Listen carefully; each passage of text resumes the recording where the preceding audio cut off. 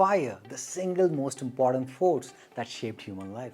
It cooks our food, keeps us warm, powers our engine. And honestly, it's one of the reasons why species survived long enough to ask the big questions about the universe. But here's the strange part. For something so important, for something we use every single day, most of us can't explain what fire actually is. Why does it take a teardrop shape on Earth but not in space? And why flames can be blue or orange? We think of fire as heat, but fire itself doesn't actually have one specific temperature. And the deeper you look at flame, the stranger it becomes.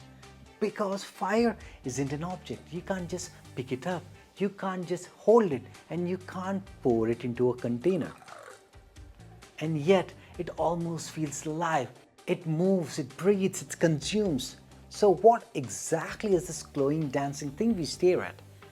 Is it a solid, a liquid, a gas, or something else entirely? The answer starts with something surprisingly simple. Fire is one of those very few chemical reactions we can actually see with our naked eyes.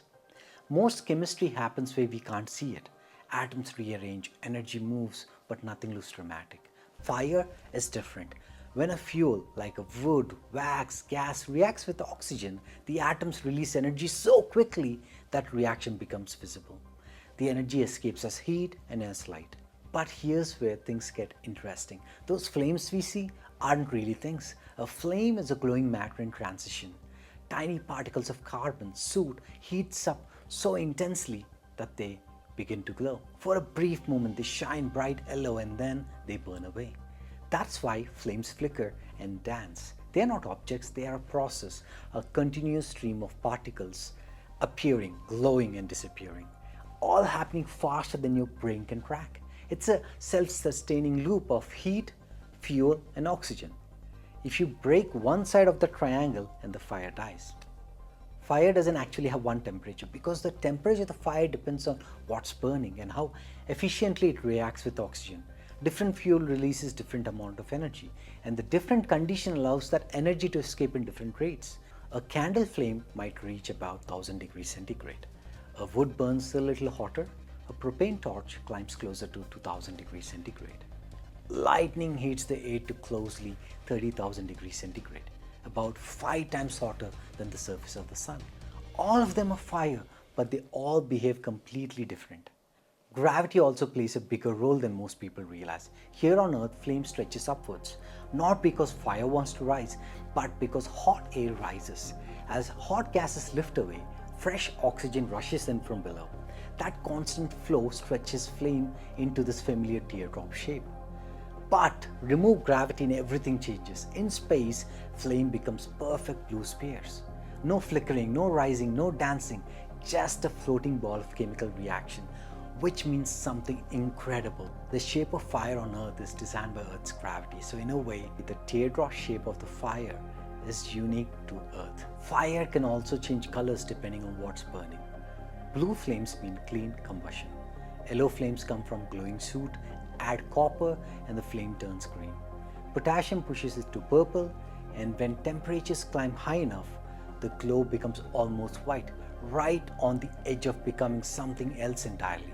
Because at extreme temperatures, atom begins to break apart into charged particles, and fire crosses a boundary into plasma, the fourth state of matter, the same state that powers the stars. But the strangest thing about fire is how it sustains itself. Fire spreads through feedback. Heat releases fuel, fuel creates more reactions, which creates more heat, and which releases more fuel. A simple loop and self-sustaining, as long as three things remains: fuel, oxygen and heat. Break any one of them and the fire disappears. So fire isn't a thing, it isn't an object, it's a process, a visible loop of chemistry playing out in real time. And once you see it that way, fire stops looking like a simple tool. It starts looking something much deeper, because for hundreds of thousands of years, humans gathered around these glowing flames, cooking food, telling stories, scaring away predators. Fire didn't just warm our bodies, it reshaped our evolution.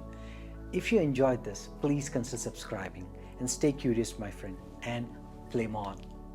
A random shout out to our community members to show my appreciation for your support. Thank you. Fire isn't alive, but it feels alive because it behaves like something that wants to survive, consuming, growing, spreading, reaching higher for more oxygen.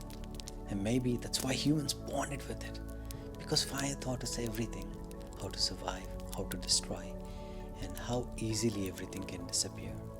We worship its warmth, fear its hunger, and forget we are built from the same chemistry: a spark, a breath, and a brief moment of light in the dark. Because in a strange way, fire mirrors us. We burn, we glow, we reach, and the moment the conditions that sustains us break, we fade.